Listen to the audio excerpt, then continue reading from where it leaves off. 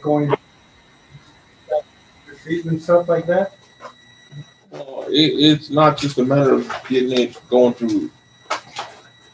For me, even though we've been off and on for 6 years roughly, it's just the main focus point was me focusing on myself, getting myself together, and her focus, whatever. Right. But the thing is that it's just the timing was felt so right, and Yeah. Monse, how are you doing? All right. I got it name right, so it has to be good. We almost got it. Mom Did I says, almost get it right? Is it Monse? Moan.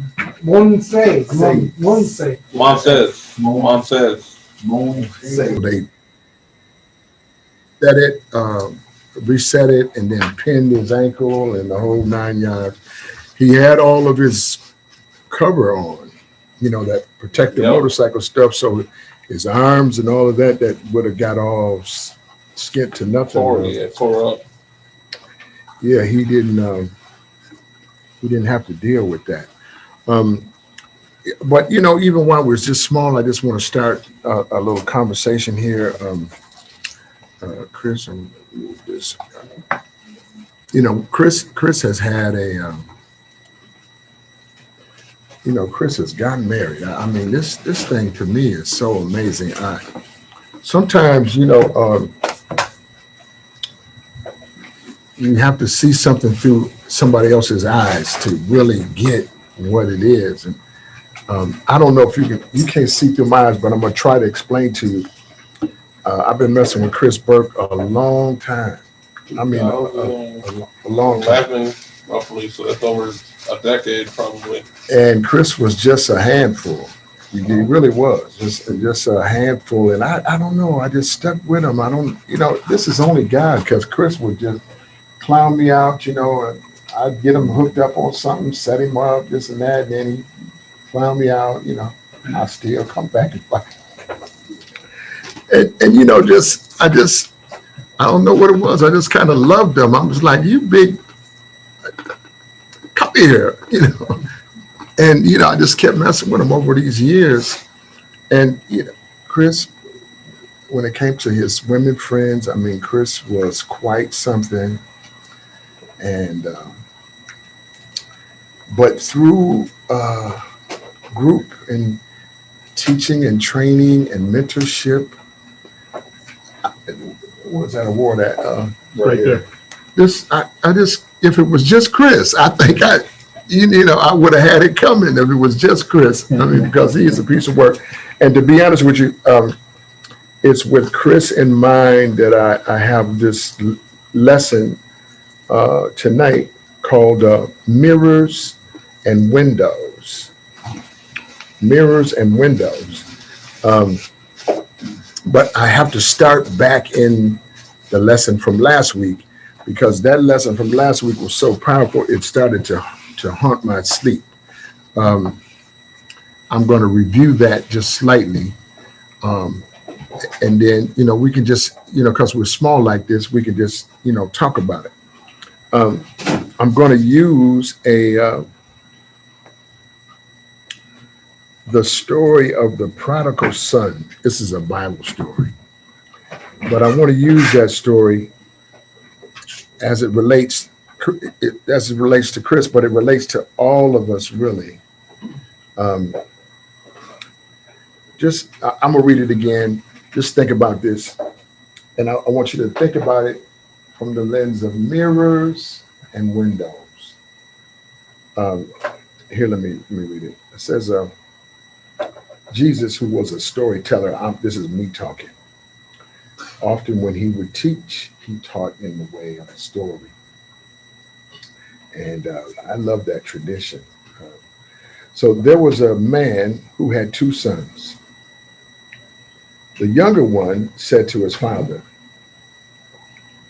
"Father, give me my share of the estate." So he divided his property between them. Not long after that, the younger son got together all he had and set off for a distant country. And there squandered his wealth in wild living.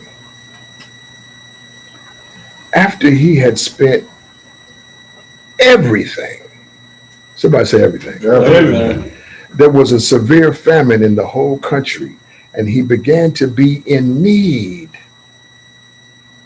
So he went and hired himself out to a citizen of that country who sent him to his fields to feed the pigs. Now, these are Jews now, so Jews don't mess with pigs. He longed to fill his stomach with the pods. He longed to fill his stomach with the pods that the pigs were eating, but no one gave him anything. Listen to this though. When he came to his senses, I want you to say this with me. When I came to my senses, When I came to my senses. I don't hear everybody. When I When I came to my senses. How many, this is what the guy said, the son, how many of my father's hired servants have food to spare? And here I am starving to death. He's resolving this. I will set out and go back to my father and say to him, Father, I have sinned against heaven and against you. I am no longer worthy to be called your son. Make me like one of your hired servants. Think about that, what he's saying. Make me like one of your hired servants, and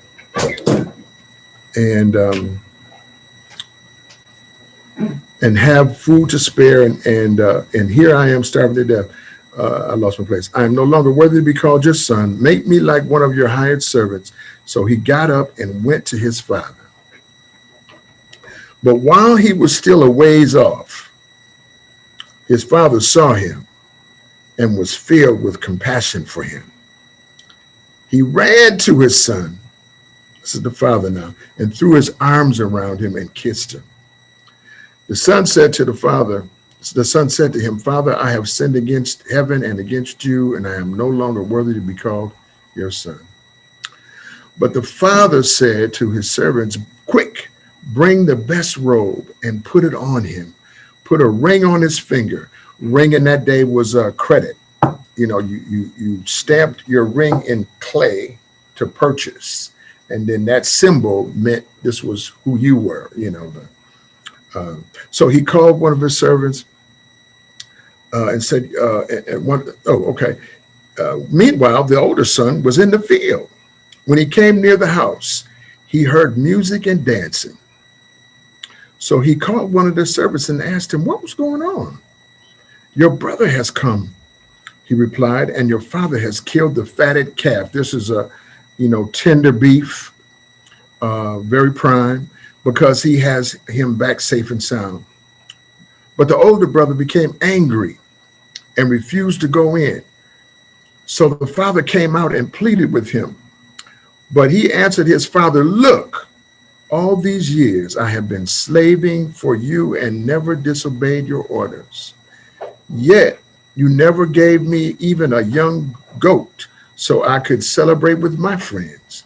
But when this son of yours, who has squandered your property with prostitutes, comes home, you kill the fatted calf for him.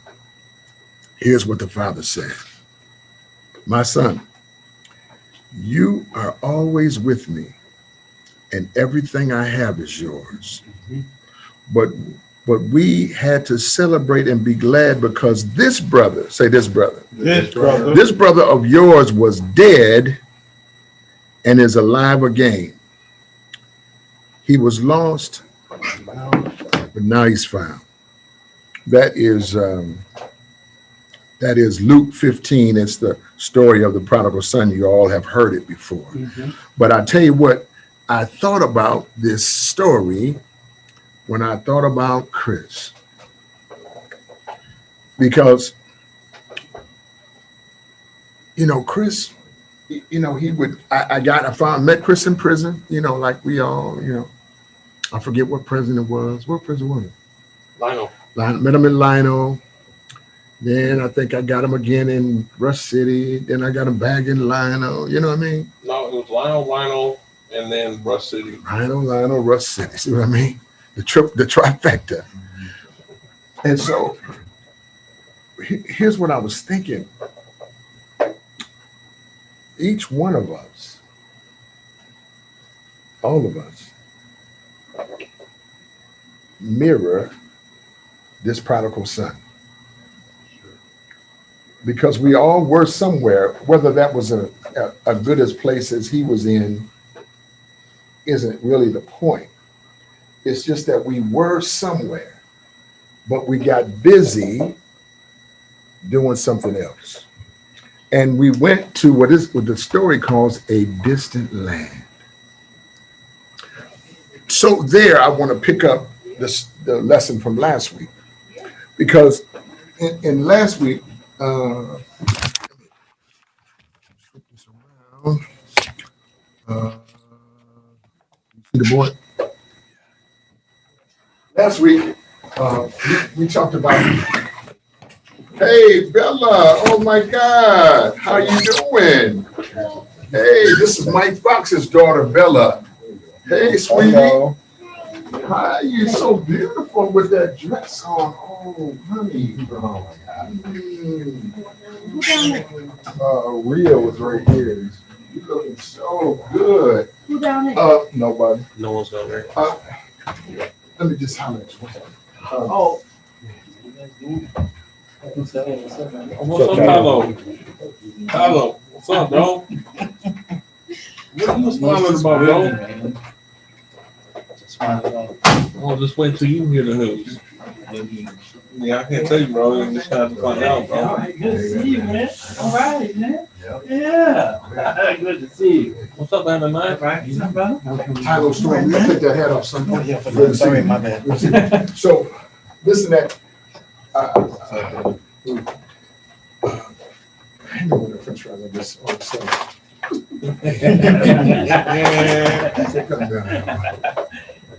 I just want to go to this from last week. This is what I said to the group. I went, hey, this is spelled wrong. How do you spell ghetto? G-E-T? No, G-A-T-T-O. G-A-T-T-O. Yeah. It didn't look right. Anyway,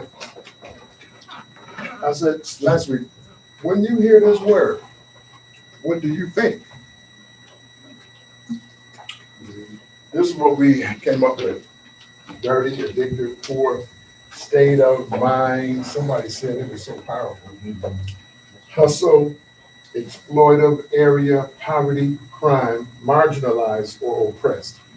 Were you here? No, it was not. Okay, I want you to think about this word. This is what we're going back to last week, and then we're going to come to this week, which is mirrors and windows. And anybody who didn't go last week, I want you to go now. When you think about this word, what's the thing that comes to your mind? Streets. Streets. Is that Chris? Yep. Okay, somebody else. Trap. That's a trap. People can't get out. They're trapped. They feel trapped. Especially like in Philadelphia. I did marginalized We last did week. marginalize last week. Negativity.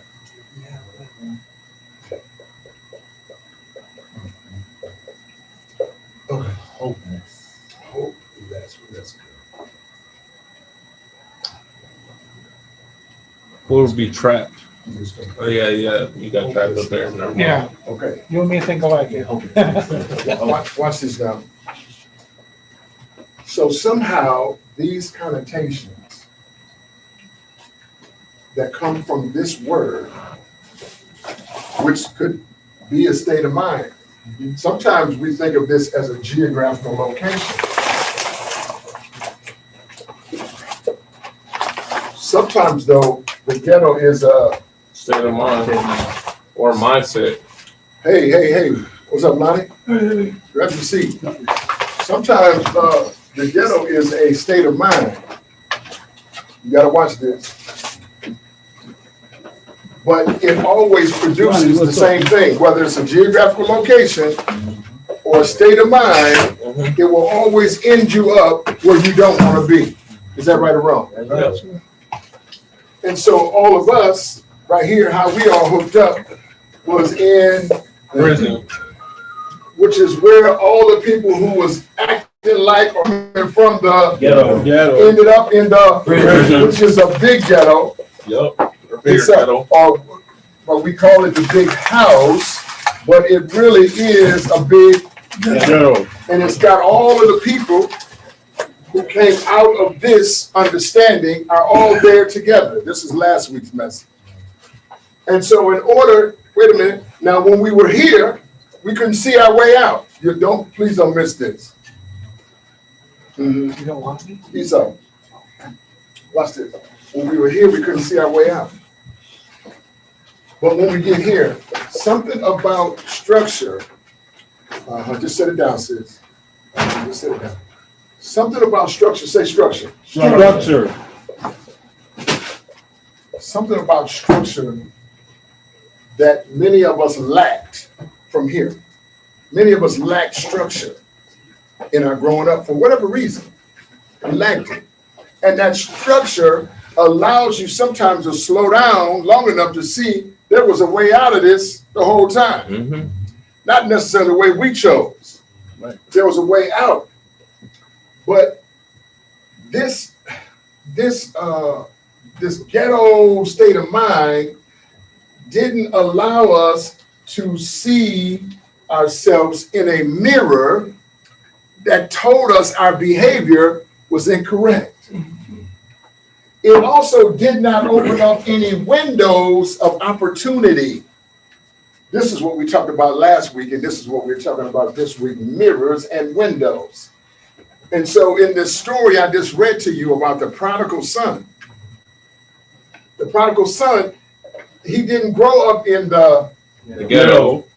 He didn't have a ghetto location, but he did have a ghetto state of mind, which did not present a mirror that gave him the correct look at what he had in front of him. Look, think about a mirror for a minute. Sometimes you look at, you know how sometimes you only look at a mirror to see yourself as an image. Mm-hmm. But sometimes a mirror is deeper than that. And if you look at it deeper, you can take a look into your own soul. Watch this, what I'm telling you. If you look at a mirror long enough, stop thinking about how you look or how people see you, but look deep inside of it at the soulish nature of yourself. Take your hat off, sir. The soulless nature of yourself. Mm-hmm. Do you understand what I'm talking about? Yeah. The soulish Nature of yourself. nature. Say soulish nature. Soulish nature. When you look deeply enough in the mirror, you discover your Soulish nature. say it louder than that. Soulish nature. I'm gonna tell you something. Go ahead. The soulless. What do you? Soulish. Soul. The soul. Okay. The soul. List. Yeah. The soul-ish. That the who you are inside your body. Okay. That's your soul. Right. See, but like, watch, to get out of the big house and to get outside of the ghetto with all that structure, ultimately, you start looking at yourself through a different kind of Mirror. You know that little mirror they give you something in the prison, the one little, it kind of inverts your reflection. You can't really see your whole self just right. Can't see nothing but some scratches. You know what I mean? But watch this. But after a minute, though, if you keep looking, then something materializes. And the something that materializes in the mirror from the structure you now have versus the structure you did not have is a look at your soulish nature. Yeah, okay. Who am I for real? Mm-hmm. And when we think about that, who am I for real? Then that thinking will begin to open up a Window. when you look hard enough and you allow, let me just add this, adders, subtractors, dividers. When you add this to the equation, you allow yourself to open up a window. Now I'm gonna go to Chris Burke. Somebody say Chris Burke. Chris Burke. A married man. Married man. Yeah, now you know the truth. All right. Chris, I met Chris in the Ghetto. Chris had been come from a life with no Structure. and some of all of this was in his mind. He acted like he was Hopelessness. right. He said he was lost, but he went to the big house and to Prison. right. And out in prison, we took these principles and start pulling on a good life. Somebody said a good life. Good life. Pulling on it. So now the one who's pulling on the good life has to already have seen it for himself or herself. Because you can't pull it if you've never been there. All you do is exchange subtracting or dividing theology. But in order to get after what's really there, watch this carefully. Watch this carefully. In order to get after what's really there, you got to pull on the good life to get out something from the soulish man. So even while we was in class, in prison, it looked like we was in class in a structured environment. What I was pulling on was the soulish nature inside of yourself, the guy we couldn't see. That's the guy I was going after. Now I went after that guy, the guy you can't see, for, I don't know, it's at least 10 years, but maybe 11 with Chris Burke. I mean, Chris was just a hot mess, man. I remember. They put Chris out of he was in everybody's halfway house. Everybody. I don't think you missed none of them. No, I've only been at one. Which one was you at? 180. No, you was over at some place where I brought you that mattress at. That wasn't no 180. No, that was Dan. I was renting out of Dan Yeston's house. It was not a halfway house. Well, it seemed like it's everybody in there. I was in there with Wayne. Now you get so what I'm really after the soulish man from Chris, and I'm wanting him to see his life through new eyes. I want him to get a new vision for himself. This has taken 10 or 11 years. Sis, pull a picture. There's a picture right there. Hold it up. Around back. Who that is? Me. Chris. You got married today? I married yesterday. You got the same shirt on. Watch it. Give me a hand.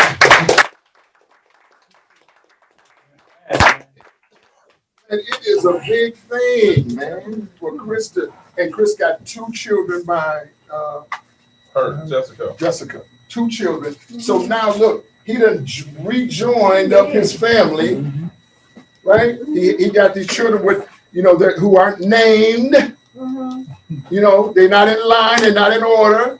If Chris don't get it together, maybe somebody else comes along and claims the woman and the children. I'm just saying, Chris got it together. He pulled out from his soulish nature.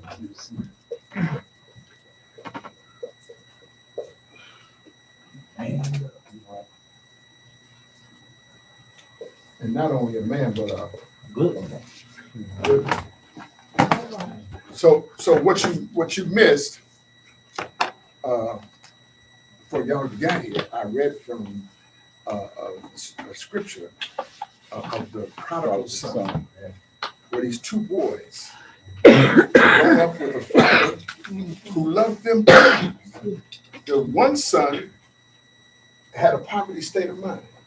They say he asked his father to give me my inheritance, which is really saying, if you was dead, I would get this.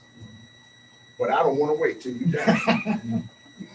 Give it to me now. And the father, listen what the father did. One says, you got to hear this. The father said, okay. The father had to know as soon as he gave his son a portion. His son had never experienced this life. The father had to know this boy is doomed right now, but it's my son, and I have to give him an opportunity to fly. He goes out into the community. He goes out into the world, it says. And for whatever reason, it said he hooked up with some honeys, say honeys, and got all that money. Pop goes to weed. Pop goes to Weezer, right? So look, and they was doing what they were supposed to do. But he got so broke. He got so broke. You understand that he could not see a Mirror. or a Window. and he just waddled. He took a job as a pig feeder on a pig farm. This is a Jewish story about Jews who don't mess with pigs. Yeah. So he's at the lowest of lows, and he takes the lowest of lows. This is where some of us were here at our lowest of low. Right. Now, at your lowest of low, I'm gonna just be honest with you. The opportunity for you to really get where you're really supposed to go, sometimes it only comes when you hit rock bottom. Because at rock bottom, you get a look in the Mirror. at your Soulless nature. and when you get a look at your soulless nature, it will create a Window. for a No vision. yeah. Yeah. Watch this. And so Chris, Chris through all of this tarrying as a prodigal son, right? He finds a new vision. He says, I am. Somebody.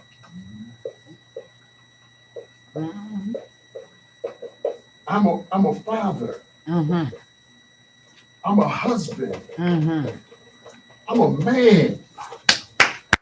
I'm valuable. I'm Lovable. Powerful. and I'm Very Important. That's right. and you gotta get a sense for your soulish nature. And you gotta look and see what's really in the Mirror. so that it opens up a Window. watch this. I'm trying to show you. There's always a way out of whatever you have yourself into.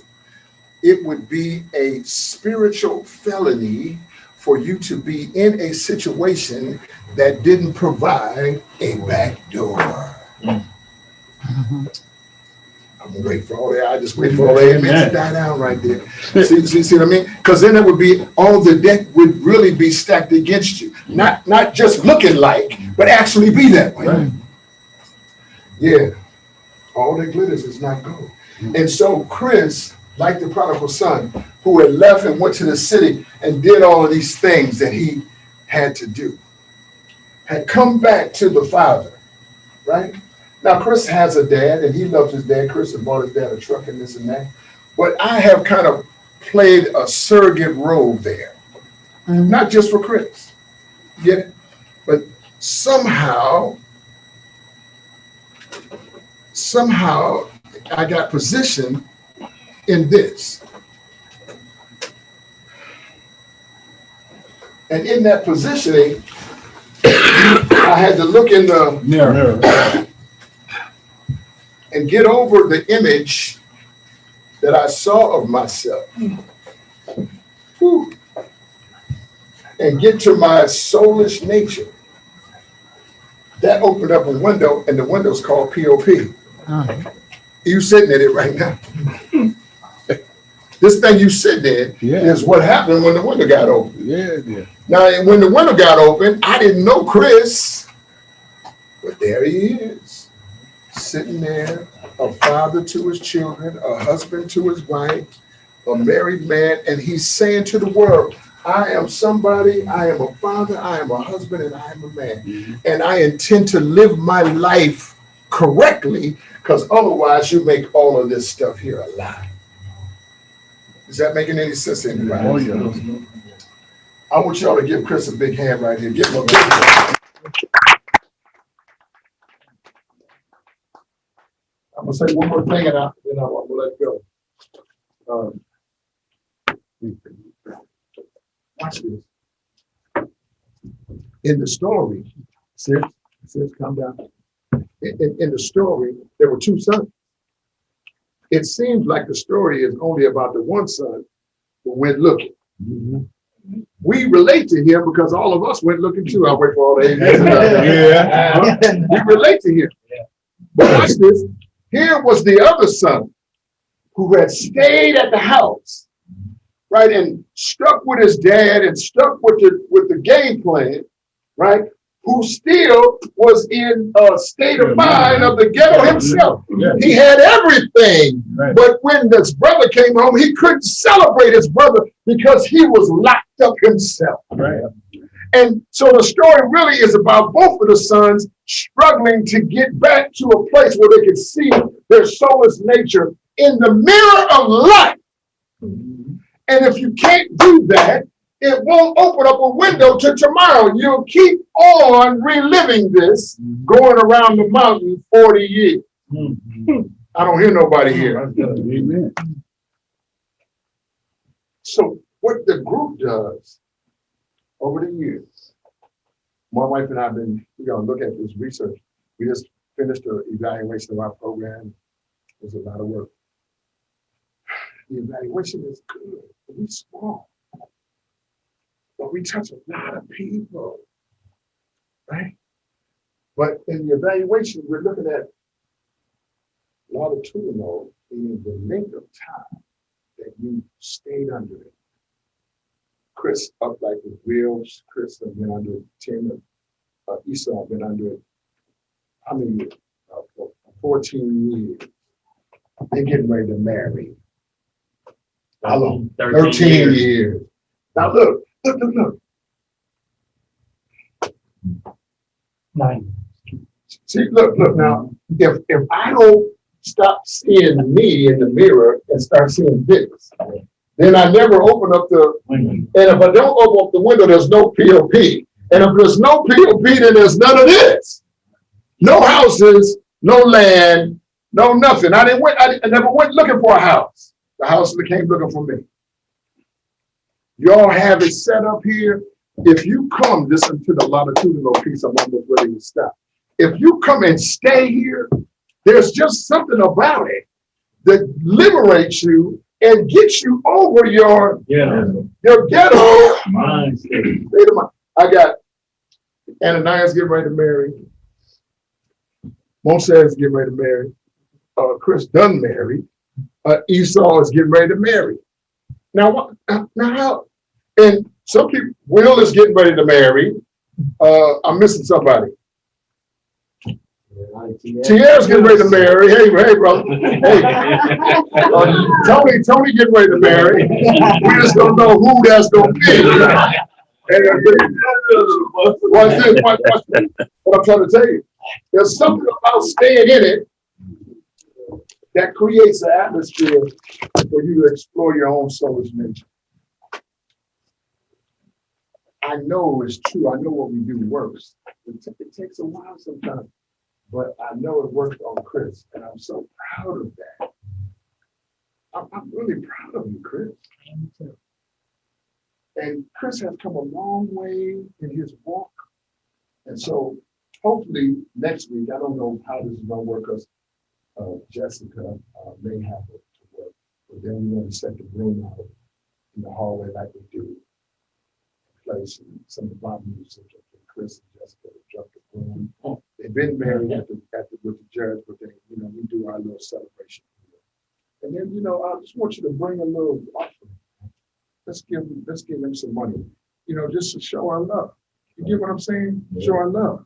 Say, show my love. Show my love. Yeah. Chris, if the role I play in this story is the role of that cloud. Not for you, but just for others too. And man, I don't know how I got here, but this is where I'm at. And look, you can't be two things at one time. You got to play your role. I want to tell you some more. That's enough for today. Did anybody get anything out of that lesson? Yeah. And I just want you to look over at Chris and say something good to Chris. You know, that's something that encouraging to Chris. Hey, I'll start. okay, go. It's not going to be good at first. Because in 2018, when I came home, you were here. It was winter. It was the cold months. I used to look over you at you, and you used to have this negative. It was like this whole cloud over you. And I would think to myself, and I had to call myself out here because I was so judgmental. I was like, why is he here? Like, you know, and I was thinking like, Pops, why do you waste your time on somebody who doesn't want to soak up the teachings? Right. And, you know, that took me to come into my own understanding, to understand that everybody deserves all the love, care, compassion, no matter where you're from, no matter what you did, no matter who you are in this current time. You know, we all have that potential. We deserve that love to be saw through, and somebody to hold us to that. I didn't have that thing. So all I had was judgment, you know.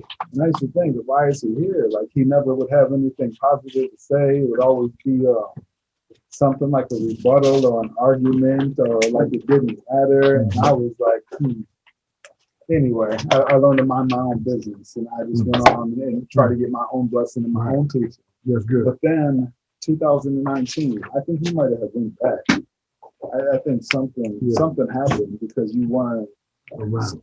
you weren't around. Something happened. But what I noticed the most out of all that is when you did come back, or maybe it's just when you showed up and were present again, when you started speaking. I remember you would say something and it was genuine, and it was natural, it was heartfelt, it was to the best of your current understanding right then and there.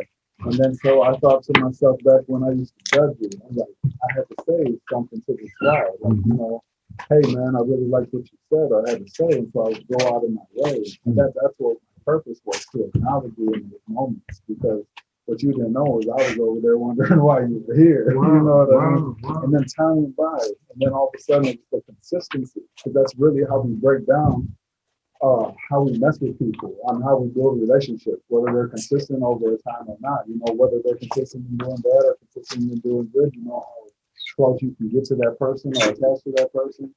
Over time, your consistency in the betterment of Chris really just started showing up for you. You know, Yes, you would come out and everything that you got involved in, and everything you started doing, everything you started saying, everything started lining up.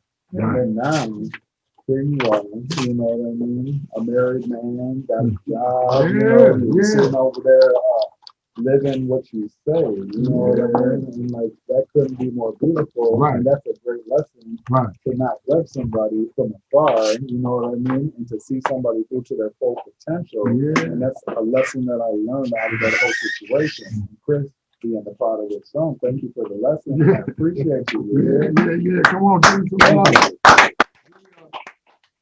So look right here. Do you see that's Solomon? Yeah. You see it? Yeah. What I gotta tell you this. You see Solomon. Now watch this. Chris was living in Pop 2. He's still there, at least for now. And Sal was in Pop 1. And look, Chris was trying to help Chris get it together. He was all over Sal. Sal started drinking, and Chris would be on him. And he would call me up and say, man, Pop, you got to tell Chris, man, he's bothering me. I said, man, no, he ain't. He's trying to help you. But he could not see through the mirror. You understand what I'm saying? Mm-hmm. Later, after Chris sobered up, he started to understand what this Chris was trying to do. And then what shows you what comes around goes around, he's one of the witnesses at the wedding. And then look at the look on his face.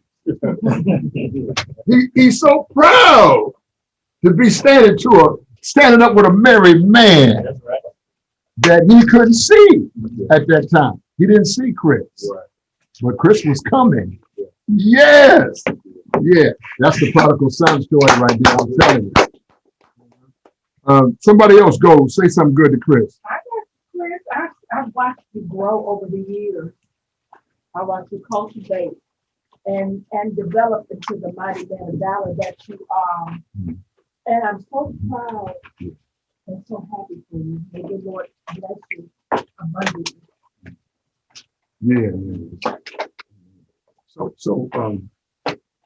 somebody else have the thing. Well, Chris, the other day I was real ill. And all it took was a phone call and he was dead. That was a good thing. That shows that you've grown because we called you before and you'd be like, "Patient, I'm doing something. It don't matter, you know." And by you elevating your mind and your train of thought, it's strong. Just a few months that I didn't see. You know what I'm saying? You're on the square, man. You're straight there. Wow, that's good, brother.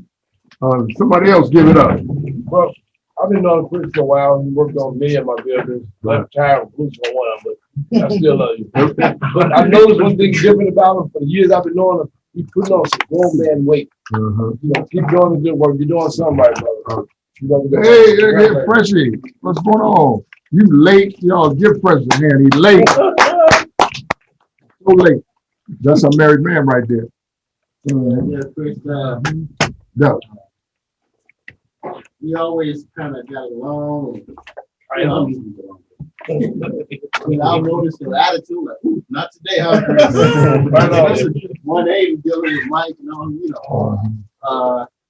But we still had a good communication. And then I call you up, "Oh, my dad, he needed help on his viewers." I'll be right there. And then you did a good job on it. You say, "What's up, boy? Who did that view? Who worked on it?" I was like, "That's Chris. Can you get him back here? I need a water pump." Your dad? Yeah, man, you know, Chris did a good job on his car. And then Diego, he was a good friend with Diego. And now he's, Chris, you're enjoying the full attributes, like the full strength of life, being married with children, you know, and that takes planning and commitment, you know, that responsibility to be there. So those prison clothes and that state of mind, it's got to be going away. Right. Now you got to be there for the future for your little one. That's good. So all that violations going back, it's dead. You know what I'm saying? Yeah. So you step into that full strength of life. Oh, that's good. Let's give him some love right there. Yeah, I could say the same thing back to you, what you just said to him, and it could be the truth. That is so powerful. My wife and I we're excited because Chris, man, we love you. You are meaningful to us. Your life is important, and I just want you to know, man, I couldn't be more happy. Anybody else? Somebody else want to go? I got something. Okay, go ahead. Tim, you got something? So Chris, look at me. Chris, you know, me and you, we've been buddy around here for a while. And my credit, I don't have any credit. And I needed a new car. And you took me out to where you get your car. And they said, "Well, you know, you ain't got no credit, so we really can't finance you."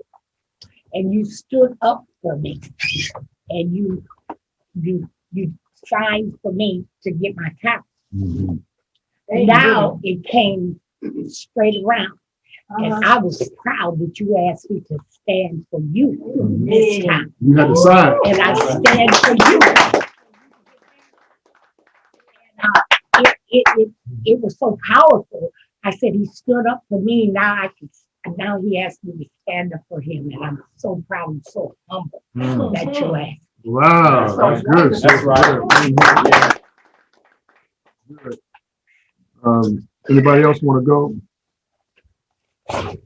Well, I can say that. Okay. The one thing I've seen in Chris is his willingness to help people.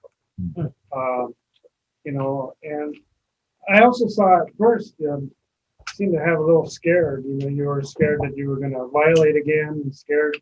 But now I see that you have a little more courage. Wow. So I think you've grown from being scared to having more courage, which I think is really good, especially now that you're married. because you got to be strong and courageous to be married. But I mean, your willingness to help people has always been something I saw, and so that's one thing. And now you got a person that you're going to be helping. Hoping you let her help you too, because it's a team effort, and that's I wish the best for you. That's all. Oh, Tim, that's nice.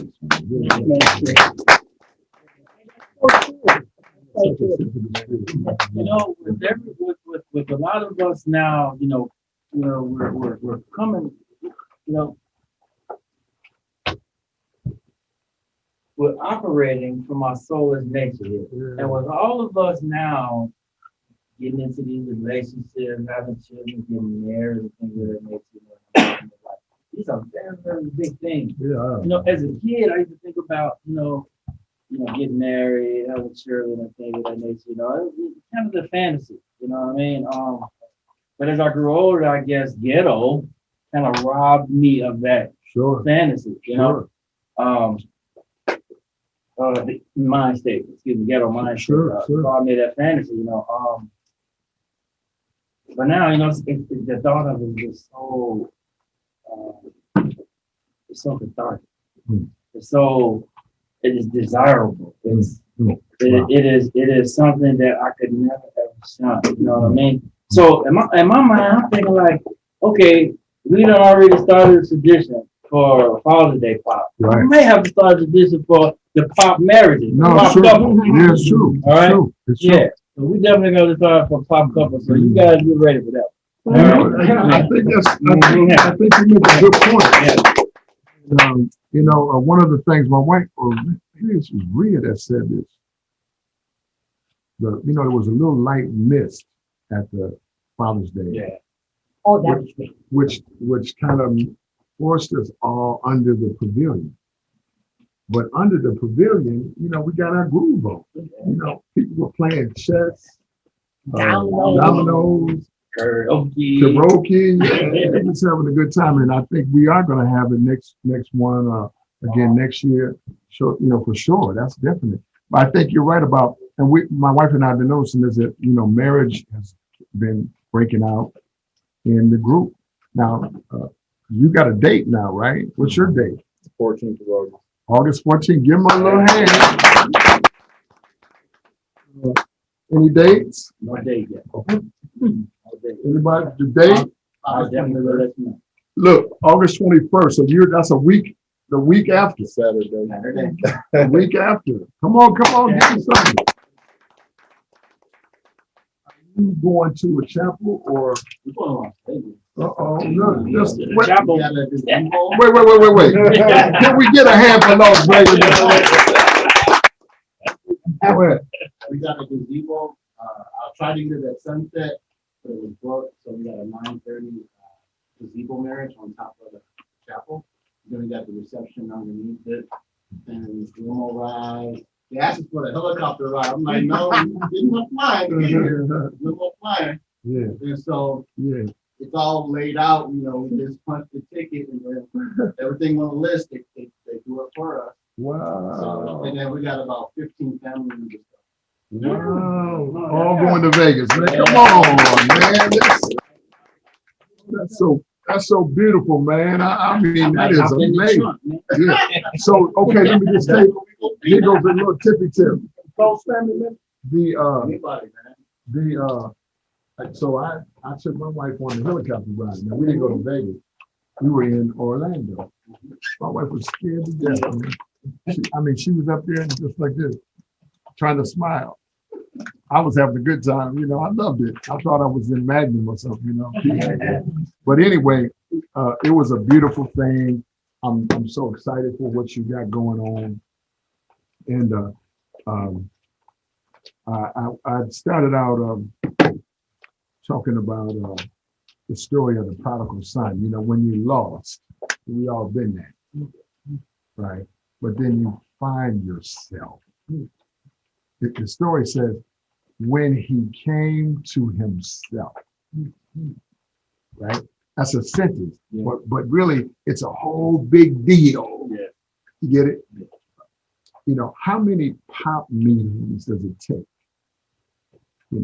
for scientifically for cognitive behavioral change to take place. It took me one moment you said hello to me, Pop. well, we had to go through some things, but I, that was the window. Say a window. Window. Yeah. That's what we started talking about tonight as we came out of last week when we talked about what does the word ghetto mean to you? And then I tried to bridge into the notion of mirrors and windows.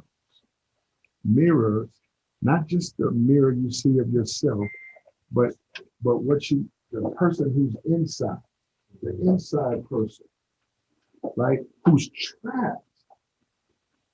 trapped inside of the ghetto nature and all of this kind of state of mind, trapped, who's looking for a way out, who has a good idea, who has some answers, who wants to get it right. That person is there, but he's trapped. Not in incarceration inside the prison, but inside you. So one of the biggest things that I've My God. noticed, my transformation, obviously, is the mirrors, is with me just focusing on my, pulling back and just really not having unlocked the key inside of myself with who I am today, and that one being caged or locked as somebody inside me, and being foolish, recklessness, and just doing whatever I wanted, and being in a state of mind of foolishness or a state of mind of acting in a way where it led me to the big house, or led me down a path where I became an alcoholic or a drug user or whatever laid in my path to That's right. self-please everybody else but myself. That's right. Come on, Doc. So to come full circle, at some point, last time I was in the Rush City, where I started realizing and focusing and trying to break down myself and unlocking different pieces of myself to set myself free from my inner self. It caused me a chain reaction to be more selfish, to focus on myself, to get myself, or I should say, get my bearings together. And it opened one window after another, or one opportunity after the other. I love the job where I'm at today, and I wouldn't be there for certain events or certain people who helped me get to my next stage, especially for Geronimo, has taught me a lot. And with me returning the favor in some things that he's going through, and sharing the events that I've learned already, and sharing my knowledge with other people in the room, I wouldn't have gotten to sharing if I didn't work on myself first or feel comfortable within my own skin. Give him some love. Give him some love. That was Dr. Christopher Burke there, formerly known as Chrissy Chris. Go ahead, Greg. My pop brothers, I would like to share with y'all, I need some support at this moment because last night I had a conversation with my mother, and I remember when I did that assignment from the first class I took, when it talked about the negative people, the subtractors in my life. And when it happens to be your own mom, that's a very difficult situation to be in. My mom, she really tore me down last night. And so when you were there, I was going through a little bit of something because she was pretty much, my mom is suspecting me to fail. She's just waiting on me to go back to jail. And she just, she don't really have that faith in me to say, okay, we got this time, and I got you. Yeah. When you need me, she's just basically, putting negativity in my ear, and it discouraged me a little bit. And I call my friend who, really gave me a positive perspective. I just that fear that I have of my mother and the inability to stand up to her and speak my truth to her is very difficult for me, but I know it's necessary and I have to do it. I just don't know how and when, and it's going to take a lot of courage on my end to do so. Now, my mother is currently struggling with chemicals and alcohol, and I'm a lot like my mother. And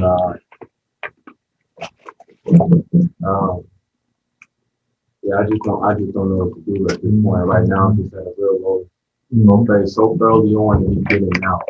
And I'm already thinking negative and wanting to go back to what we talked about, wanting to go back to making negative decisions. Okay, let me grab you right there. Give me your hand. Why we give my hand there? Because you know that's some pain in the family. Let me show you how we bridge those two conversations. A lot of times, the reason why we got off on this track is because our family was on that track ahead of us. And we were born in it. And so what we thought was normal was really abnormal. And we got to be grown people. You know, we're just messing around there in your teens, playing games and having adventures in an abnormal environment with abnormal things. And then suddenly you become 18 and it's not a game anymore. The people ain't playing. They want some behind for your consequences, right? And then some of us started paying those consequences, and the game changed. It was just all fun and games, and now it becomes a career. You're having a criminal career. Yep. And a lot of times in that criminal career, you're having that. So please remove that hat. You're having a criminal career because the family members that you came from, they had one. I don't hear nobody. And so really what you're talking about putting out is what Chris has already put out. Because his message could have been Chris's. But the idea is you have to take up your own druthers, right? You are your mother's child, but you don't belong to her anymore. You belong to yourself. And the Lord blessed her to have you, but you don't belong to her. But in her own state of mind, she might see that in your struggle that you belong to her like property. But it's not true. You belong to yourself. And you only have one option. You can spend your time with adders and multipliers, or you can spend your time with dividers and subtractors. That's your only two choices. There are no other options. And then when you decide which one of those you're going to play, then you begin to eliminate. Now, to do that, you don't have to bash your mother. My mom's a hooker, right? I'm just saying. And I loved my mom. I just kept wondering, how come she kept leaving me? I didn't know she was doing me a favor. You know, she was trying to say, hey, I'm going to get this Negro someplace where he was going to be all right because I'm out of here. Later, I could appreciate why she dropped me off. Yeah, but the truth of the matter was I grew right up in that line. When I got big enough, I went looking for my mama, but I didn't find her, but I found some more people who knew some other stuff that I didn't have no business knowing. Yeah. So at some point, what he's talking about here is fighting for his independence. Yeah. Listen at this. What he needs are the roots of responsibility. Say that with me. The roots of responsibility. And the wings of independence. And the wings of independence. I just want you to think what I just said. The roots of responsibility. The roots of responsibility. And the wings. And the wings of independence. See what he's struggling with here? Yes, The responsibility for your life is yours. It has nothing else to do with that. She's a good person. She got her own issues. She has to come over her own issues. That's her responsibility. Your responsibility is to become the best Corey that you can possibly be. That requires all of your attention. Now, watch this carefully. Sometimes our low self-esteem or low self-confidence will allow a naysayer to throw a rock and break your glass. This right here is your responsibility to tighten up that glass pane and not allow those rocks to come through anymore.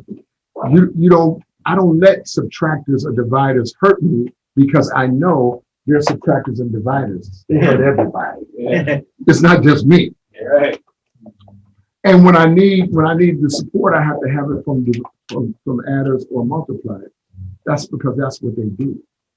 It's really simple. It's really simple. It's no but. You know what? I'm just gonna be real cold-blooded here. But this is love.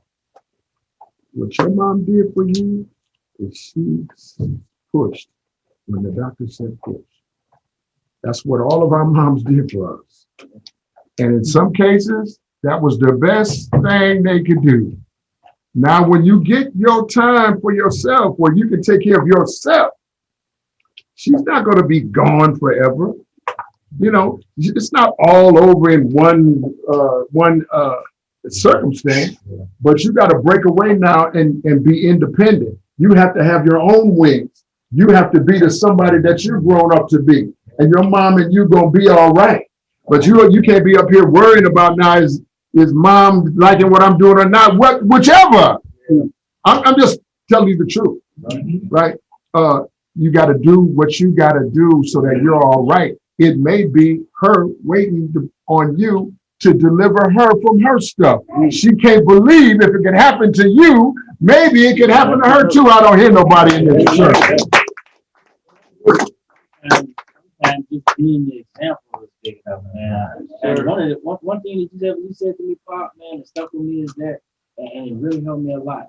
Man, before my mother was my mother, she was a woman. Right. She was just a woman. Yeah, right. That's it. Yeah, right. And she was viewed like we viewed all the other women. Right. Okay? Right. So you have to figure out how to do that. Right. And when you figure out how to be your mother as a mother, As as a woman first, you know what I'm saying? Wow. And then your mother, make it easy for you to make those Man, that's a good message, man. I swear.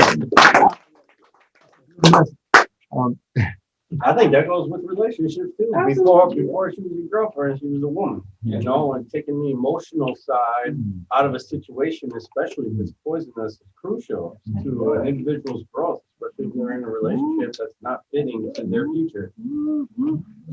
So I'm gonna slide back over here to Chris, because see, that's the same thing Chris had to fight through.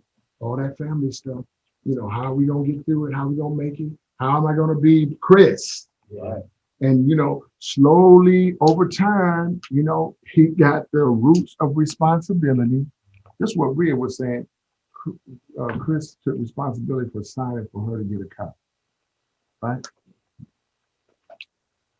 Think about what that is. Yes.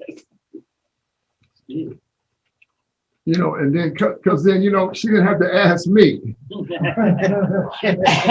asked Chris, and it didn't get to me. I'm just telling you. You know, that helped me out. You know, that helped me out. Because I was going to have to make some other kind of decisions. I don't know. Chris took it on for me. My man, give me some. My man. And, you know, and Bria's making her payments too. You know, she's on time with her stuff. So that's good. One thing I wanted to say to Corey, because I've been there with the whole mother thing, dealing with obviously a mom that has been a drunk all my whole life, basically, and dealing with that negative aspect or negative relationship between a mother and a son. I've been there. I dealt with it by letting, I would say, lessen the conversation with her at first and let her put her mind where she has to think about things in life. Hmm. One of the biggest things that I had to deal with, obviously, is one of my ex-girlfriends was feeding my mother with negative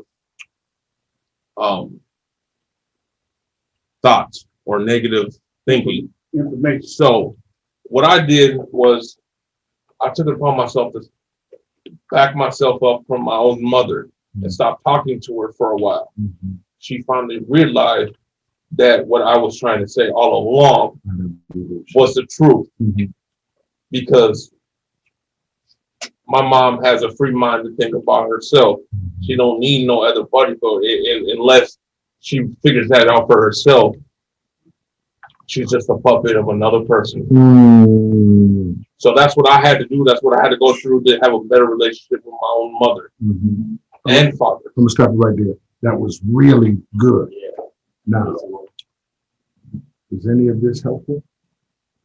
I hear all of y'all, and I just want to respond to this responsibility that you spoke on. And that's something that I struggle with, because being the youngest child and my mother being independent, the roles reversed, and I became the parent of my mother at a very early age, and it became conditioned, it became a habit for me to be that way, and now I'm trying to cut the umbilical cord, so to speak. I'm trying to separate myself from my mother, and it's just it's a lot harder said. It's a lot easier said than done. That's good. I'm gonna say this one more thing about it, and we're gonna move on. It's good to see you. Just listen at what I'm saying here.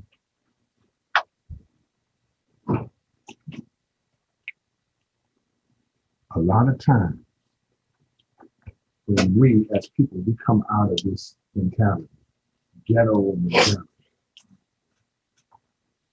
male or female is not exclusive. And we become broken for whatever reason. Feelings are hurt, lives are shattered, people have lied to us, people are in pain. There's abuse and neglect is up there. I've had 6 children, 5 children, 4 children, a baby. And now I'm attaching my issues over the years to this child. Right? It's the sin of transposition. And I've transferred all my negativity to you, but I've also created a dependence because I'm dependent. And now I want you dependent upon me. It's a psychological thing that helps the person believe they're needed. Yeah. And the reason why she would speak negatively to you is because she don't want you working your own job and getting your own license and getting your ID and getting all these things, because it takes away from her role. She can't see herself. If you're gonna rise up, somebody say rise up. Rise up. If you're gonna rise up, her role, she sees it as diminished. I'm just talking with you. In that diminished role, she will discover her soulish nature. That is, who do you now want to be? Cutting all of these umbilical cords off. All of that stuff has got to be cut off. You have the root of your own responsibility. It's in you. Everything you need, you already got. Ain't nobody giving you nothing else. You got good sense, you strong body, you strong mind. Whether you use it or not, it got nothing to do with your mama. And I'm talking about everybody else in here. Right. So, amen. So what we just have to recognize, and that's what makes group important, because we can chop this stuff up. Yeah.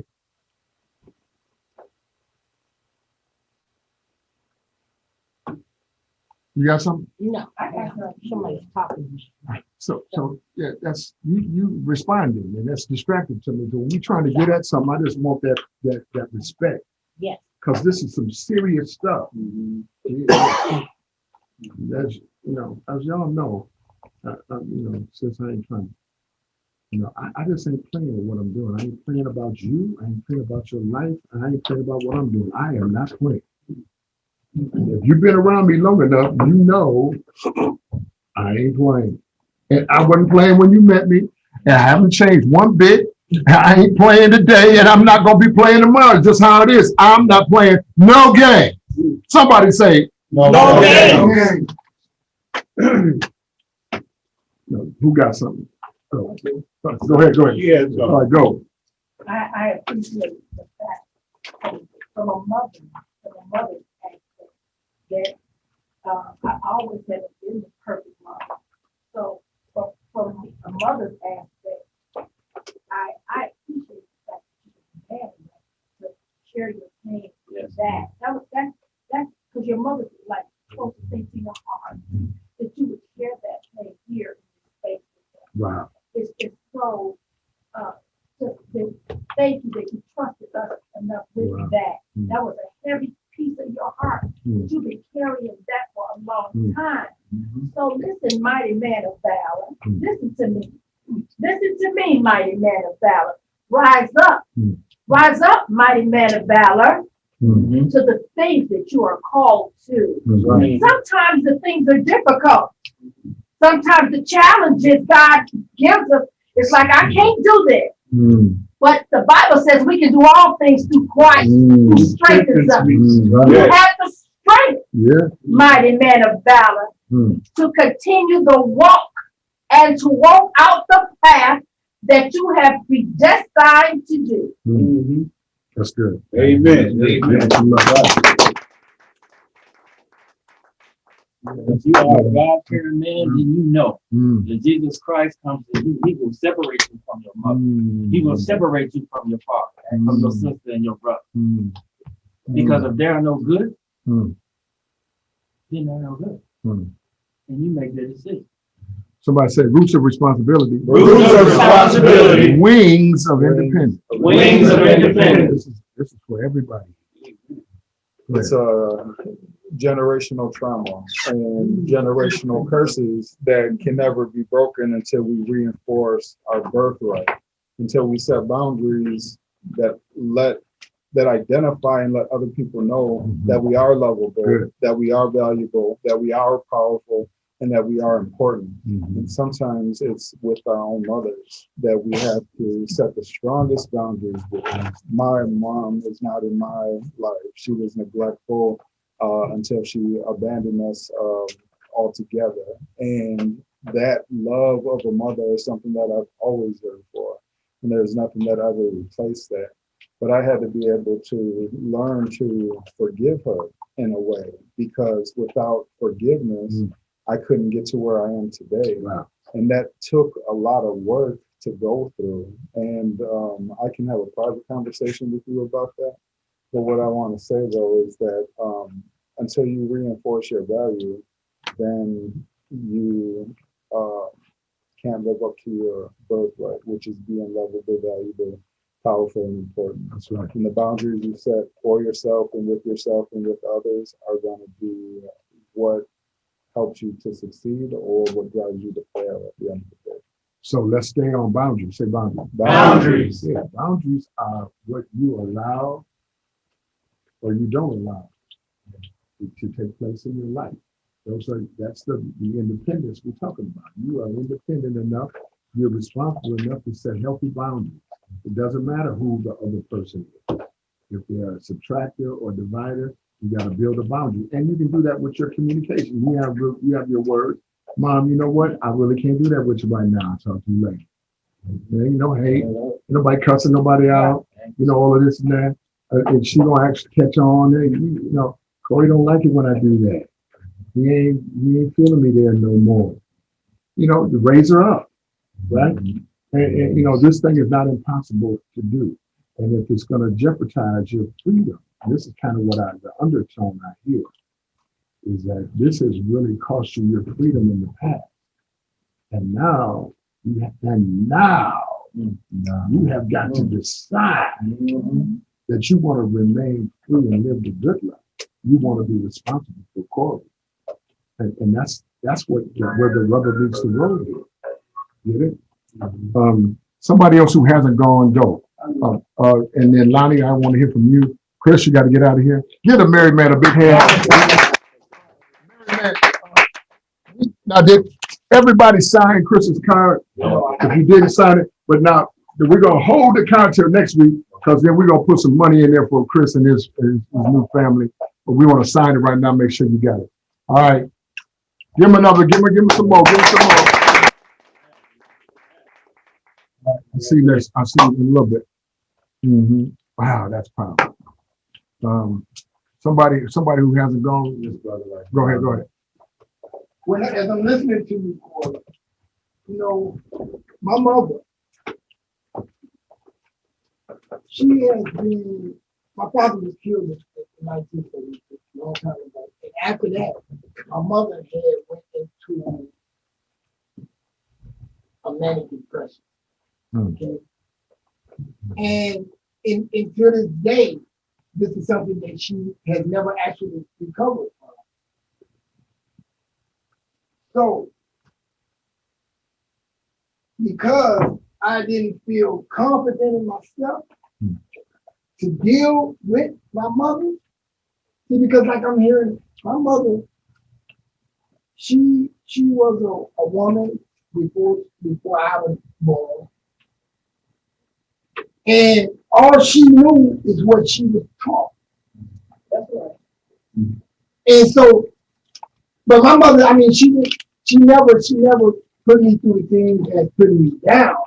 But in her manic depressed state, she couldn't provide for me. So that pushed me out to go and do what I thought I needed to do to take care of me and my mother.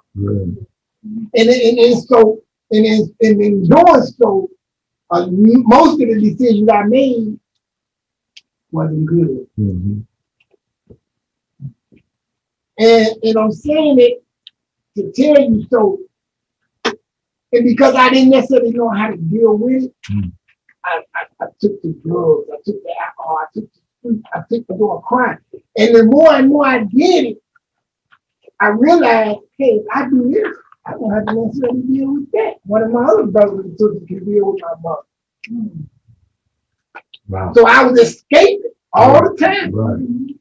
Not necessarily realizing it until, to be honest with you, this week. And the reason I'm saying this week is because my mother has been in the nursing home dealing with dementia now for the last 10, 12 years. Wow. And then in the last year since this pandemic, she had no visitors. So I know what it's like for her to be incarcerated, because I was incarcerated. But the thing about it, because I am sober now, and this is what I really wanted to talk to you about this, I really want to take up and say, come on, Mom, it's time to come out of that place. And come home. Brother. And you know, and I'm still addressing myself, because no matter what, she's my mother, man. And I don't want you, because like you said, I heard her on the phone, man, jumping, placing yourself in jeopardy. Work on getting you right, because she is your mother. And I'm gonna tell you, God, we don't get to pick our parents. And I've been hearing scriptures. That Bible do say, honor thy mother and thy father. Honor thy parents.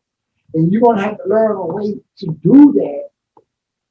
And even if you have to set these boundaries, whatever, man. But, I didn't necessarily have to do that. I ran away. See, I'm a real prodigal son to my mother. I ran away because I was afraid that I couldn't help. I didn't know what to do. So in this group, man,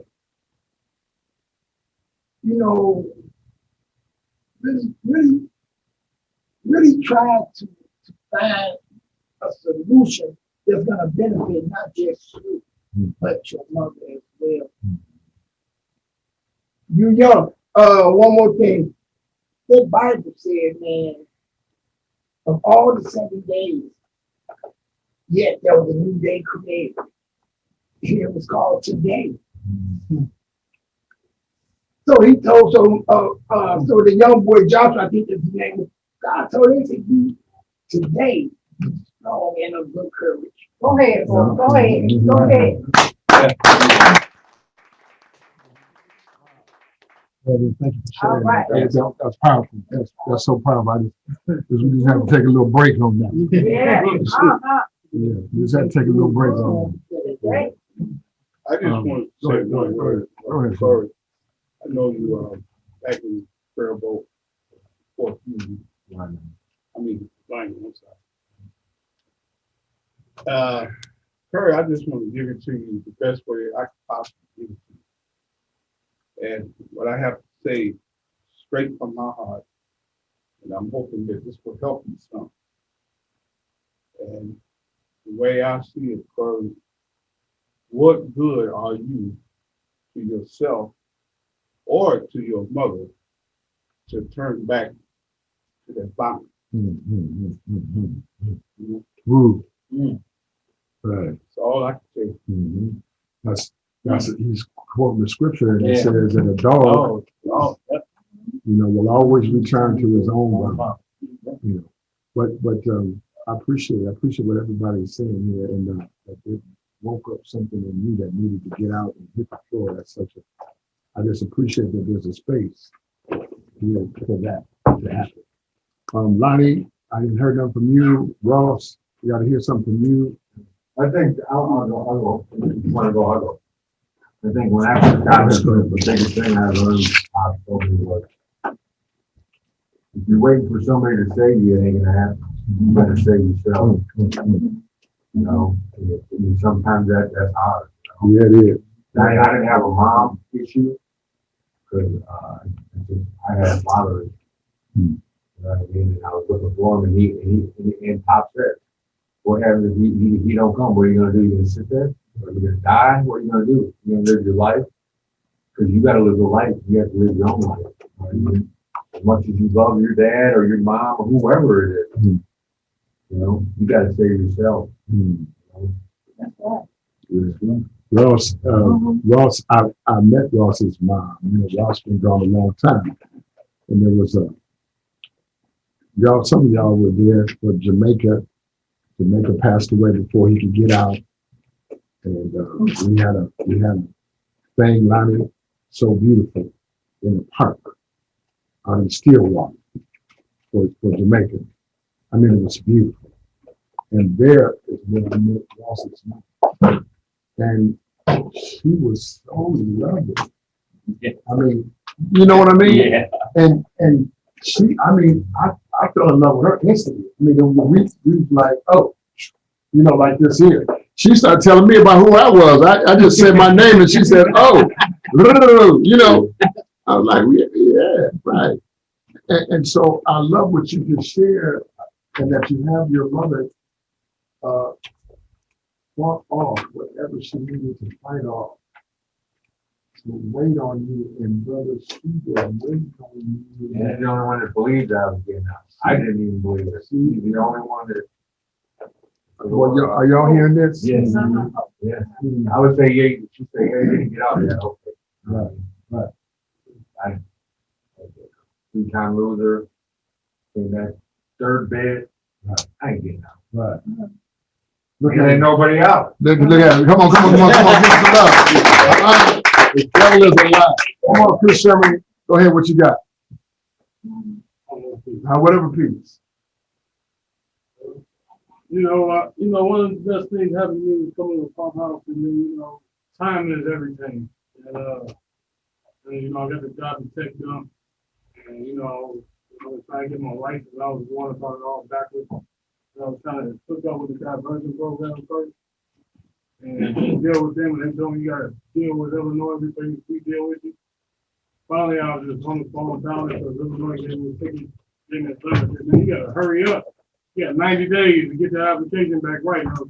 You You got to put it in all over again. So I went into a panic. It was right there on the phone. Finally, I ended up talking to some sister down at the DMV. He said, "Why did you waste your time?" I heard it already. He said, "You need to pay off this and pay off that and pay off this and pay off that in Minnesota and Illinois and mess with you." And in the process, you know, I was trying to pay off my reinstatement fee, so I had the money on me, and but I had it in cash. And so Tracy down in Tech Dump, she was like, "Here, I'll do it for you. Just Venmo me, and then I'll pay with my credit card." So while she was doing that, she was like, "You know what? Come think of it. You might qualify for my micro grant."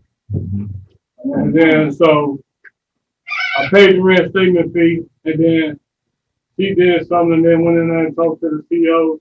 And she said, "Yeah, you probably better get your money back in a week." So then she gave me my money back in a week. Wow. $680. Wow. And so I told her she gave me the money back. I said, "You know what? The micro grant sale was available for $1,500, up to $1,500. So she was like, "Yeah." I was like, "Well, this is only $680." I was like, "So you talking about SR22 insurance for a year?" She said, "Boy, Right. you still got that check?" I was like, "Yeah, it's right here." She said, "Give it here." Wow. 3-4 days later, she came back with another check of $1,400. Wow. Yeah, well, I'm straight with paying those fines. Okay, now what's the next step? Next step is taking the DUI test, the written test, and the driver's test. Man, come on, give him some. Wow. Sure, I just want to let you know how proud I am of you. I got the privilege of speaking to your wife when she took me home. She gave me a haircut. She gave me a little bit of y'all background and stuff, you know, and just to hear how happy she is to finally have not old Sherman back, but the new Sherman. Wow. And the fact that y'all are new together, you know, and she was saying how unhealthy and toxic our relationship was, and now it's just a whole other relationship. And see you with your son. Yeah, that's right. Happy, you know what I'm saying? And then we got the same PO, and you don't know this, but I spoke to our PO yesterday, and I brought you up, and she was like, "Yeah, Sherman's doing excellent." Wow. I mean, I'm like, wow. That's good. That's good. That's good. That's good. I credit that to like just being involved with the POP. You know what I'm saying? Because I wouldn't have ended up in Texas by myself. Nothing else. Wow.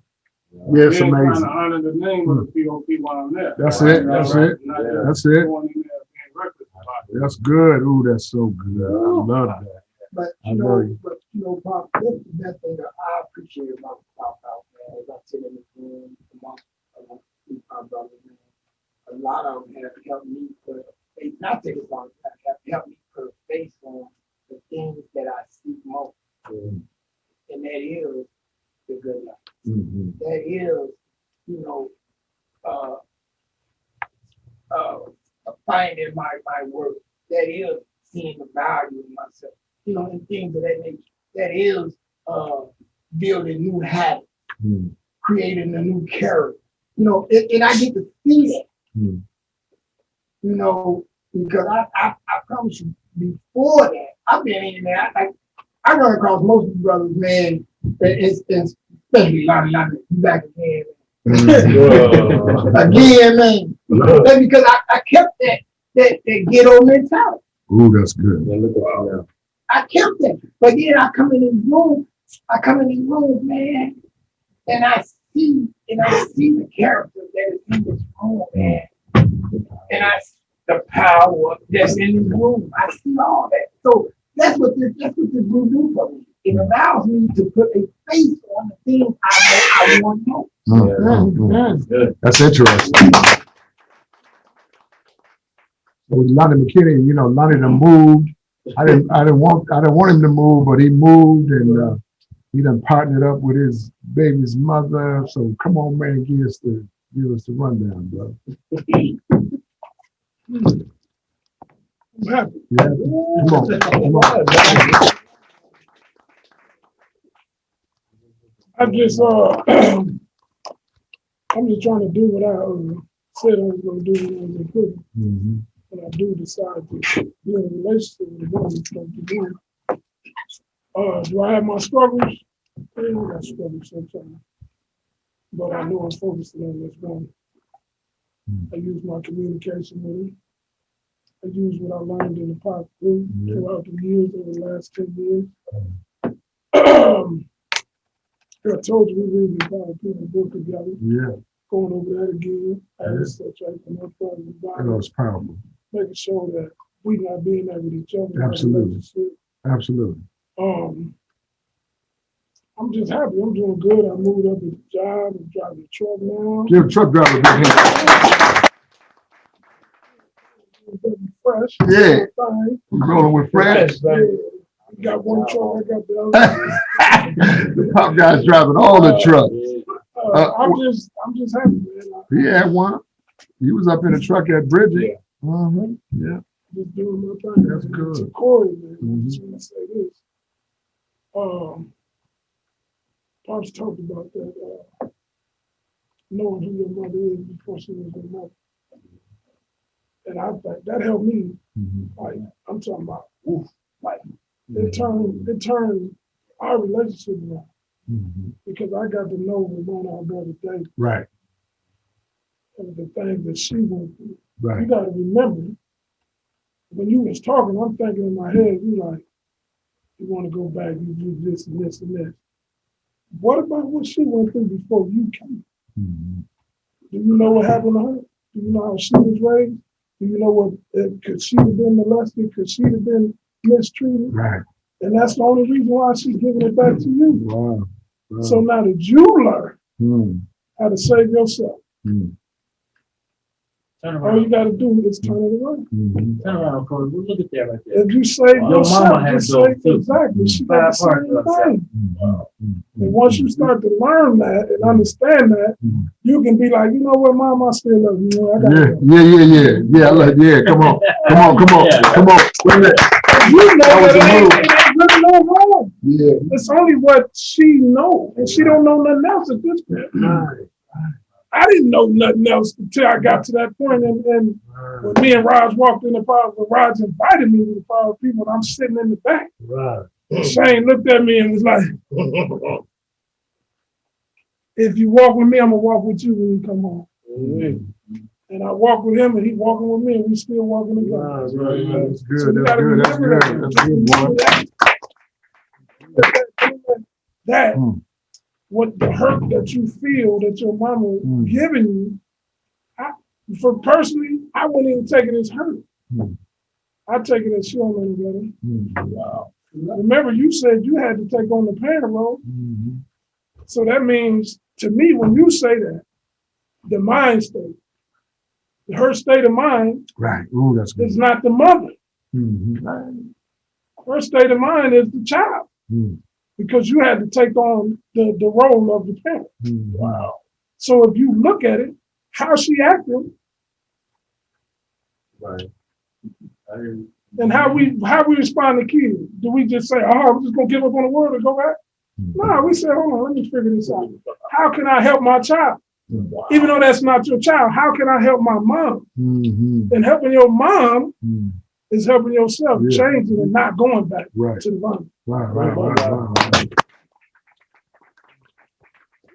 Well, y'all smoking in this joint. Fresh, what you got? I'm gonna change gears here for a You little change, go bit. ahead, it's all right. This is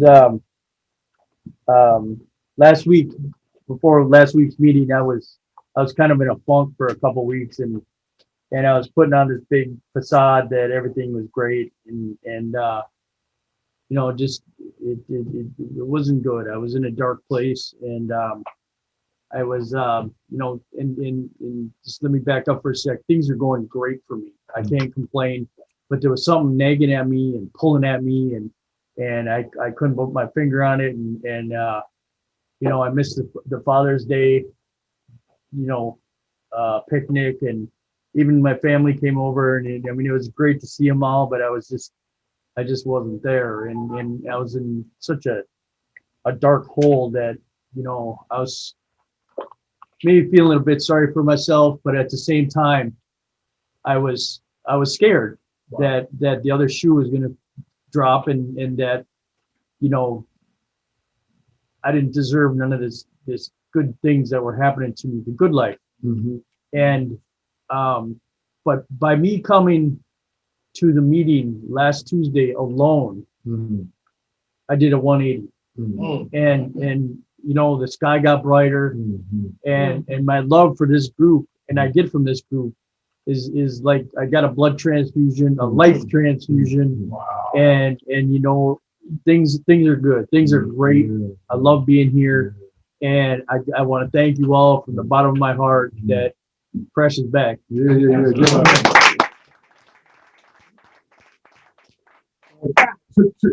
ahead. I got to check in. I apologize. I've been gone for the last 2 weeks. Been a little traveling. Got the new truck. I've opened the engine up. But besides that, I got some good news. Good news. Well, I just got interviewed today for Stanley Steamer. This gentleman found my resume on Indeed, and the guy consulted with me. And he told me, he said, he'll love to have me as a technician. So he invited me to his office today. I got to his office, the guy said, wow, man, right together, I like you. He said, all I need you to do is to pass a drug test. I said, that ain't a problem. He said, pass a background test. I said, that ain't a problem. He said, as long as you don't have no more than 3 speeding tickets on your record, you ain't like clean. You hired. I said, well, I'm hired. Because I don't have it. Right. So I'm just waiting. I went and did the stuff today, and I pretty much should be taking the drug test next week, this, that, this, the other. Second off, I got an opportunity at my building. They moved some youngsters right next door to me. And I'm like, oh, kill my comfort zone. So I went to the realtor and told them. So they said, Mr. Campbell, we have a penthouse around the corner. Second living room, second bedroom, 2 balconies, 2 air conditioners, the works. So I said, show it to me, man. Got to be more careful. The lady showed me the place. I was no more good. No more good. She's outside. I said, do I need a cosigner? She said, no, you don't. She said, you already Thank you, Jesus. I need to talk to you. Oh, look, I'm out of that business. But everything is great. I'm gonna move to a new, bigger place. Wow. My daughter gonna again have an own room and whatnot. My income is increased with this new job, and everything is smooth. Oh, come on. I want to say, I know it's kind of for everybody talking about jobs and stuff like that. My job, I get 100% health care and all of that, right? Wow. So my supervisor came up to me today and said, listen, don't tell nobody. Wow. Come on. Listen, man, I need somebody. Yeah. Do you know anybody, man, that we can get in here right now? Because I got a guy that gave me a 2-week notice, he's getting ready to leave. Now, Raphael was the one who runs shipping and receiving, right? If you're going to be working for Raphael, if you need a job right now, wow, let me know. I can get you in right now. Only thing they want you to do is you just gotta show up, man. Show up and do your job, and you will have no issue. Just show up, man. If you ain't, if you iffy, don't come to me. Right. Because I'm putting my name out here. Yes, right? sir. Yes, sir. I'm putting my name out here, and believe you me, man, I'm in a place right now that is spectacular for me. Yes, sir. I don't want to mess this up. Right. I just want to say What's the starting pay? I think it's 15. I think the starting pay is 15. So I'm not gonna miss my shot. Right. Not gonna miss my shot. So if you want it, all you gotta do is So go y'all up there, fill out an application, get together after put my the name group. on it. Get together after the group and talk with us. This one, one other thing. This job carries a company bill. So, I'm gonna have a company bill. Look at I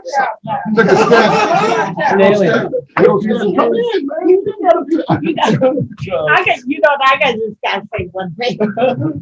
Can you count how many jobs you had? You can't count them. You can't count them. You can't count I've been on vacation for last year.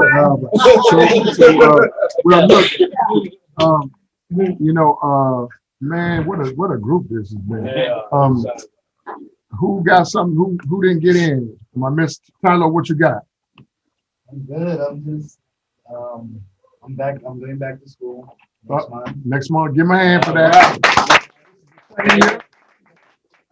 Second year man now. And I just realized that my time is slowly but surely will be up because next year is technically my last year of being in my program for school. That's if I like study further or whatever, but I have a good job thanks to Tony too. He's the one that got me the job. So I'm grateful for that. I'm just trying to make it out here. That's it. I'm motivated and keep on doing what I'm doing. Yeah, good. Somebody else who would. Yeah, I got Hey, something. Hey, look who they came. No,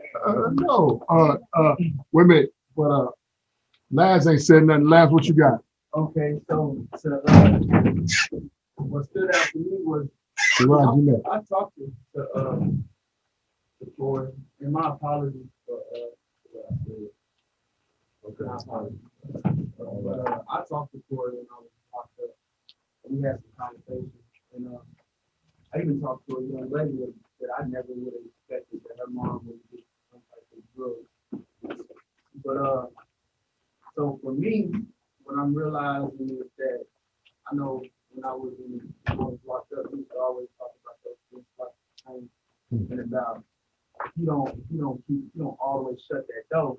Don't be surprised when you still breathe.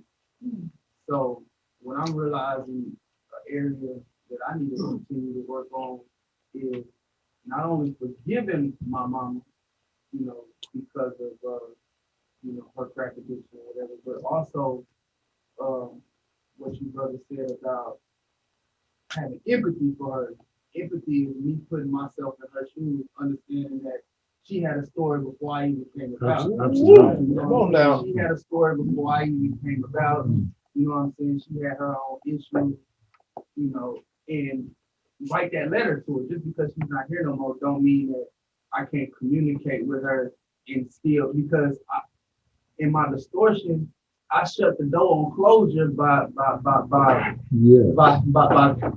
accepting this notion that we can't ever talk no more. Right. Because she did, we can't ever talk no more. Right. In doing that, it was fueling my cigarette addiction, which I needed to quit.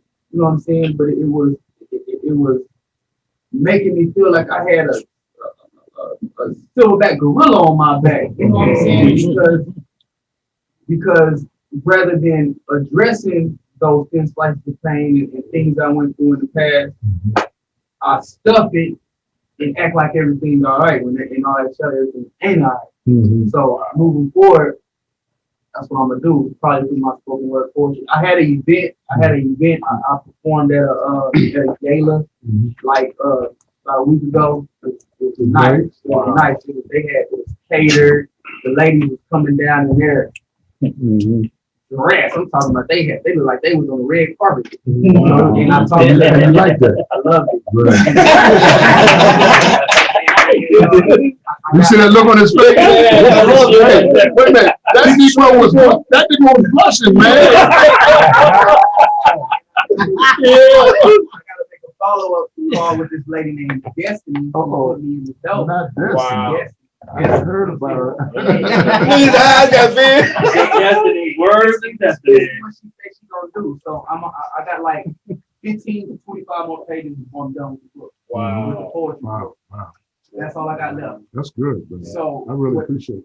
what she told me she gonna do for me, because she's the organizer and coordinator of the Black State Fair. Mm-hmm. So she said as soon as I get my book done, you know what I'm saying, I get my copyrights or whatever, she's gonna set up a booth for me so I can sell my books That's nice. and allow me to do performance. Come on. Words. Yeah, but don't miss your shot. Say, I'm not gonna miss my shot. Right. Yeah. You know, wow, man. You use your that's word amazing. and no destiny That's, counts. ooh, brother. Right, go ahead. Are you coming in? I'm sorry, Paul. I mean, cut you off. This act of faith is like crazy because I read it and I always have this thing where it's like, every culture has their own thing, white, black, Chinese to be on that on sports. But I always looked at it like that's fake. I thought, but then when I just read it, it was like, okay, Right? right, right. So when I read it, it was like, yeah, it make a lot of sense because it comes down from the ancestry of who we are to be in a culture that we believe the way we do. It comes all the way back. That's true. Now, I didn't like the actual play for the day. That's why I didn't go to, because to me it was too narrow. And I was just like, bump that. But because people are people. Yeah, don't, I'm going to tell you something that happened to me. This is so amazing. I want you to think clearly about this. One of my sons who I love, Elijah Darris, is doing some amazing stuff. Man. This boy come up with an idea to create a law firm. Wow. To work on these social justice issues. Pull some people, some lawyers who are involved in some retreat to meet and talk about how to work on getting some of these things addressed. I mean, this boy is on a mission. Wow. But let me tell you something. He posted something on Facebook. I don't post much on Facebook. A little bit, maybe what we're doing or something like this here. But I read. So I read you. I just don't say nothing. But Elijah, he said,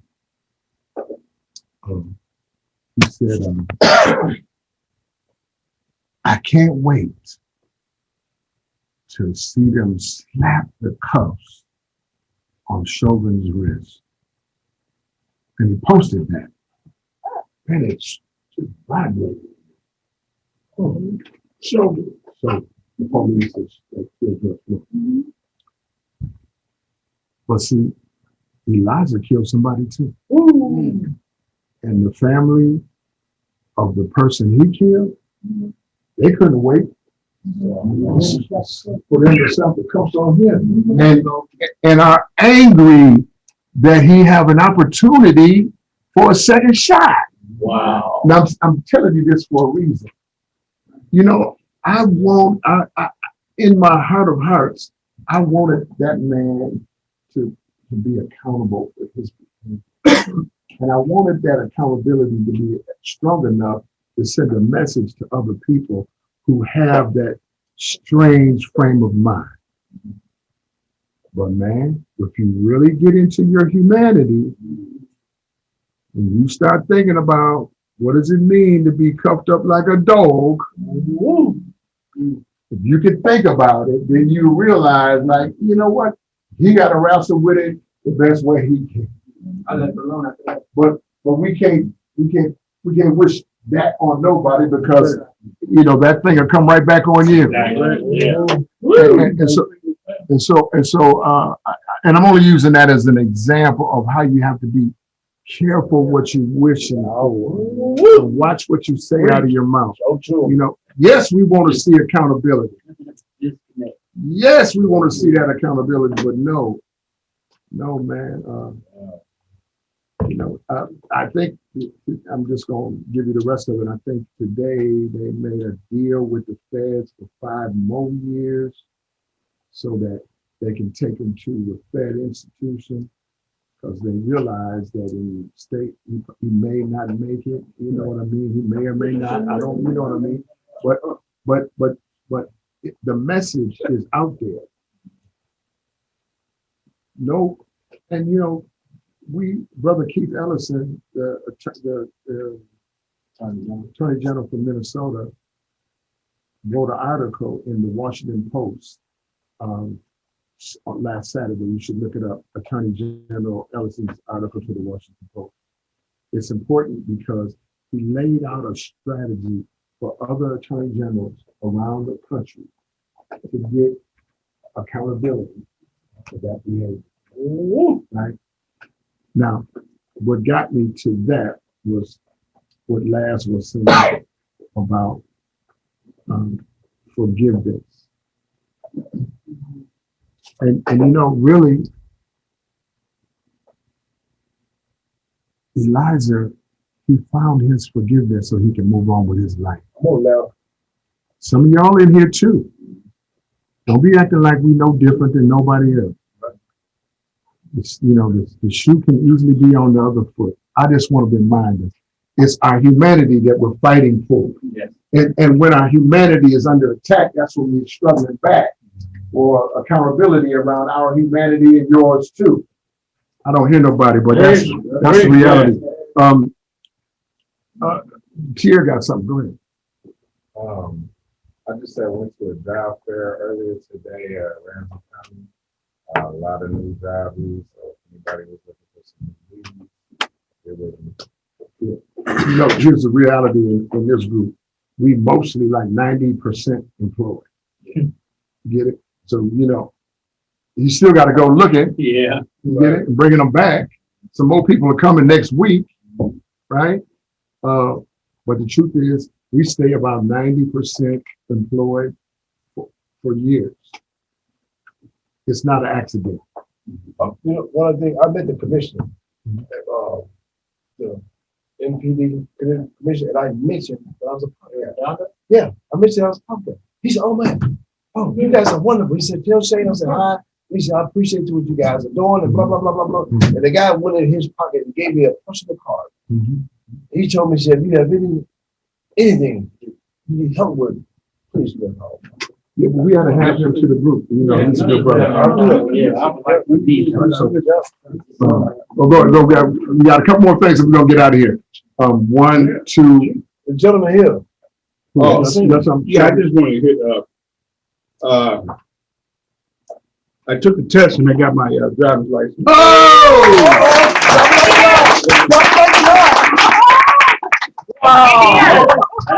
If you only knew what you just said. And, You only knew. You don't know. You could have found out.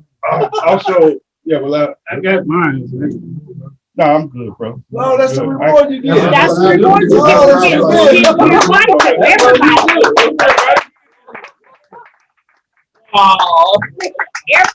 Everybody. Oh, look. Wait a minute. Yeah, that's what they give you. You didn't have it. See, I still got that old one, so he's still looking new to me. Yeah, I got the new stuff coming. That's right. See, I'm not gonna miss my shot. I'm not gonna miss my shot. Wow. Brother. Give him a big hand, man. Let me tell you why we do that, Shelby. Number one way for a pop guy to go to jail or prison is a failed traffic stop. We got to be able to pass a traffic stop. I really appreciate that. God bless y'all. I wasn't looking for this. Everybody that gets your license. I don't give nothing for the renewal. He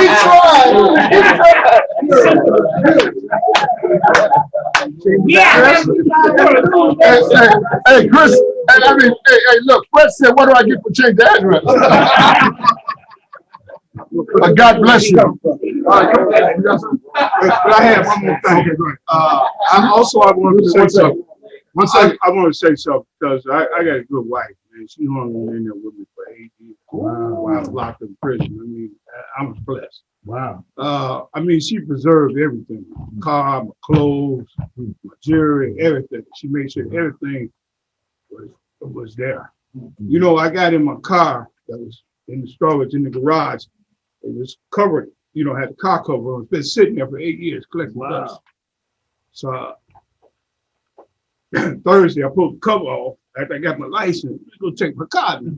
So I pulled the cover off the car. And I said, "Oh, I got to go get a new battery." So I went to Fleet Farm, got a battery for $109. I took the old battery out, put the new battery in, stuck the key, said, I said, "Lord." I said, "Thank you, Jesus."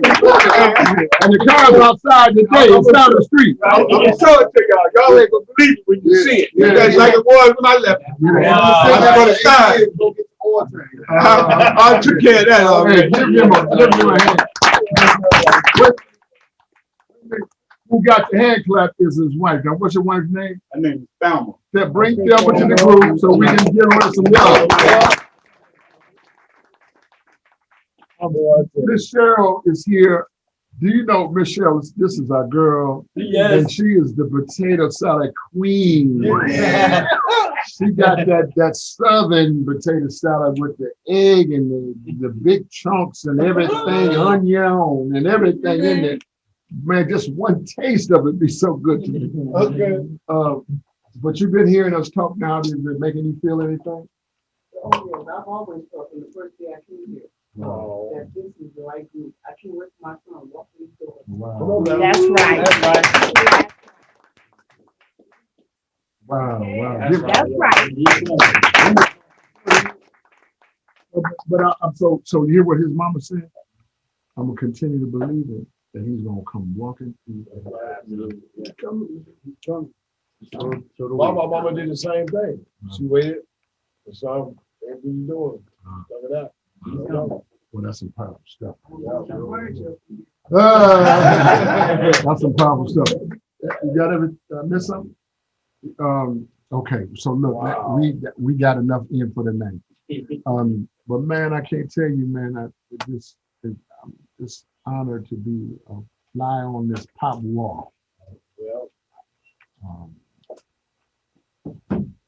So let's gather together and pledge out of here. Next week, now come with a couple of dollars because we're gonna give Chris a little broom jumping ceremony. Can't stand up.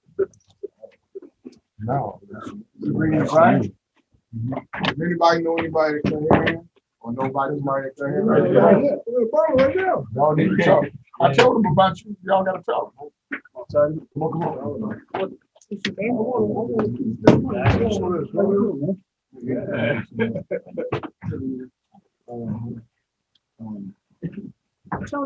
I will.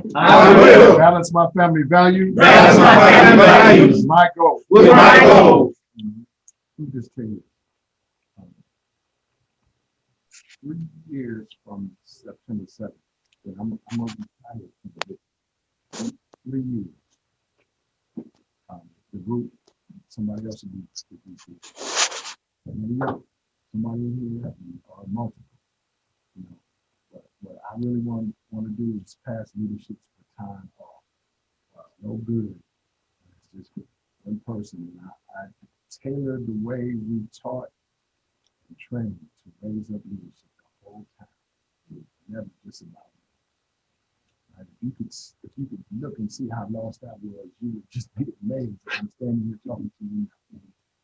But I just wanted something that just come over me that in this part that I'm doing, I'm gonna phase out. I'll be have another kind of role, but it won't be this role. So I just want to enjoy y'all. Love you. I just want to enjoy you because I love you. And I'm trying my best. That's all you got to do. You just try your best to stay out. Right. I will exercise wisdom. In what I choose to eat, read, and do. I will strive to make all relationships win-win, no deal. I will under every circumstance maintain a positive attitude. I will enjoy my life with a sense of humor, while taking advantage of opportunities. Learning from my misfortune. Waiting on destiny.